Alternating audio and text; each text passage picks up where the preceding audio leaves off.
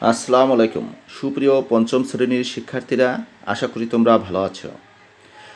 আমাদের নতুন পাঠ্য বইয়ের গুণ করা সম্পর্কে 3 ধরনের গুণের কথা বলা হয়েছে। আজকে আমরা গুণ করার প্রক্রিয়া 1 সম্পর্কে জানব। গুণ করার প্রক্রিয়া 1, এখানে আমি 3টি অঙ্ক অর্থাৎ গাণিতিক সমস্যার সমাধান করব। প্রথমে দেওয়া আছে 530 গুণ 320। তাহলে আমি 530 এবং 320কে অনুভূমিকভাবে লিখলাম, অর্থাৎ নিচে লিখলাম।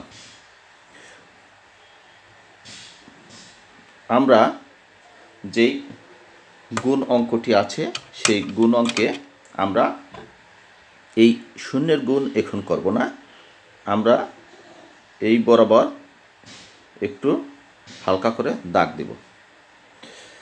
এখন আমরা গুণ করব এই 53 এবং 32। তাহলে 53 এবং 32-এর যদি আমি গুণ করি তাহলে এটি হবে একক, এটি দশক। গুণকের এই ঘরে আমি 2 দিয়ে আমি প্রথমে 3কে গুণ করব, 3 দুগুণে 6। এরপরে 5-এর সাথে গুণ করব, 5 দুগুণে 10। এরপরে আমি এই দশকের গুণ করব, অর্থাৎ এই 3 দিয়ে গুণ করব এই 53কে।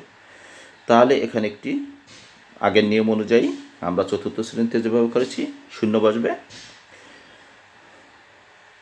3 তিরিক্ষা অর্থাৎ 3 3-এ 9, 3 5-এ 15।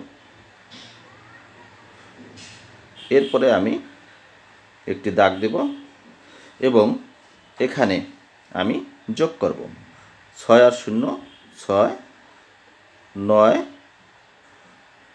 5 আর 1 যোগ করলে 6 আর 1-এর 1, এবং এই একটি শূন্য এবং এই একটি শূন্য, মোট 2টি শূন্য আমি এখানে বসিয়ে দেব।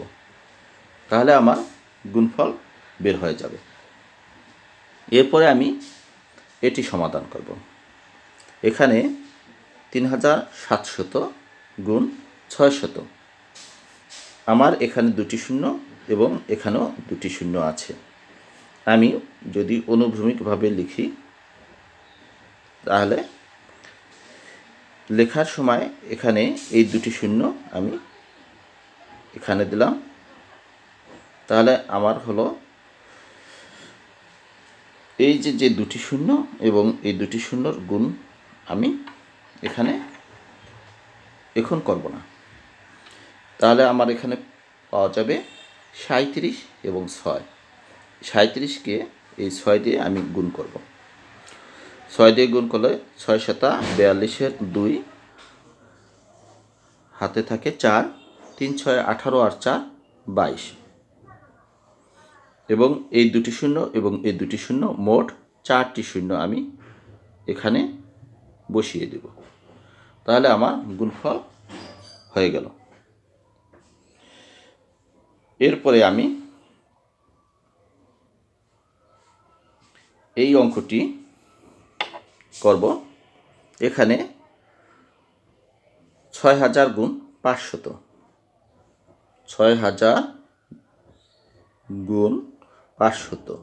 এখন 500 এখানে আছে 2টি শূন্য, কিন্তু এখানে আছে 3টি শূন্য। আমার এই যে লক্ষ্য করব এখানে 3টি শূন্যের সর্ববামে যে শূন্যটি আছে সেই শূন্যটি নিচে এই 500 অর্থাৎ এই গুণে যেই সর্ববামে যে শূন্যটি আছে তার নিচে গুণকের সর্ববামের শূন্যটি থাকতে হবে। যেহেতু এখানে 2টি শূন্য, তাহলে এই শূন্যটি এখানে, এই শূন্যটি এখানে, এবং 5 এখানে হবে।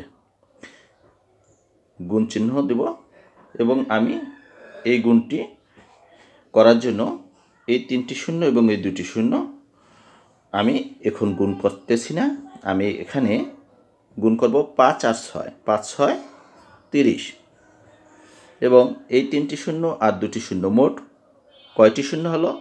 5টি শূন্য। এখানে আমি 5টি শূন্য বসিয়ে দেব, তাহলে আমার গুণফলটি হয়ে গেল। তাহলে এতক্ষণ যাবৎ এই ভিডিওটি দেখার জন্য ধন্যবাদ।